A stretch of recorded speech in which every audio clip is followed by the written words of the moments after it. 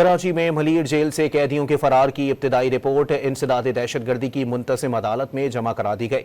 इंसदाद दहशतगर्दी की अदालत ने मलीर जेल तोड़ने वाले 115 मुल्जिमान को अदालती रिमांड पर जेल भिजवा दिया। रिपोर्ट के मुताबिक मलीर जेल से 216 कैदी फरार हुए, 88 को गिरफ्तार कर लिया गया। इब्तिदाई रिपोर्ट में 8 कैदियों के जख्मी होने का जिक्र है। समाअत के दौरान ATC ने तफ्तीशी अफसर को शोकॉज नोटिस जारी कर दिया। अदालत ने हिदायत की कि मुकदमे का चालान भी पेश किया जाए।